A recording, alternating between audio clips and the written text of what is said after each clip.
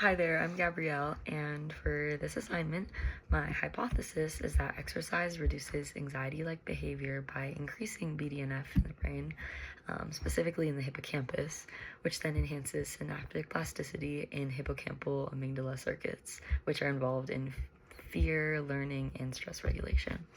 I also predict that by blocking BDNF signaling in the hippocampus, it'll prevent these anxiety reducing effects. And I also predict that artificially increasing BDNF in sedentary mice will kind of mimic or replicate the effects of exercise and reduce anxiety like behaviors. So, just for some background, the hippocampus is a key brain region which is involved in things like stress regulation and emotional memory, especially in processing and regulating these fear related memories. It works very closely with the amygdala, which is involved in fear and threat detection, such as the fight or flight response. And one important process in anxiety is the formation and the regulation of these fear memories, where the hippocampus helps contextualize and to regulate the emotional responses.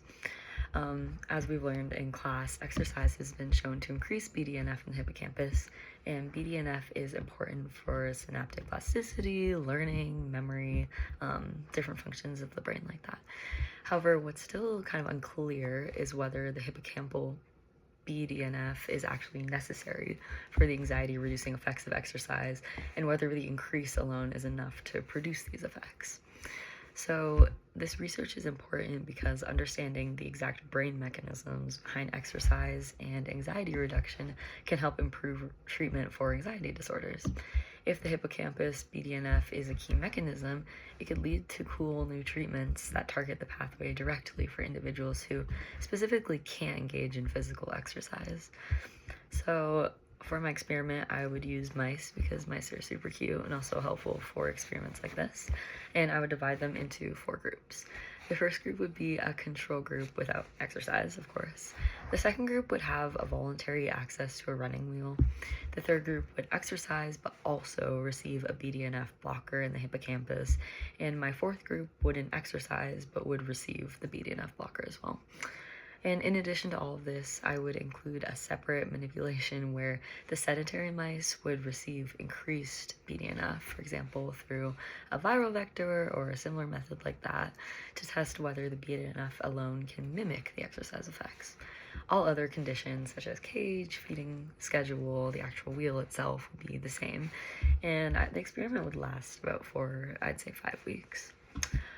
So the dependent variables that I would measure would be like anxiety-like behaviors using stuff like using tests like the open field test and the elevated plus maze, which we learned about in class, really focusing on the avoidance of open or exposed areas. I'd also try and measure the BDNF expression using the Western blot analysis, and I would measure synaptic plasticity using protein markers in the brain, which are associated with learning and connectivity in the hippocampus.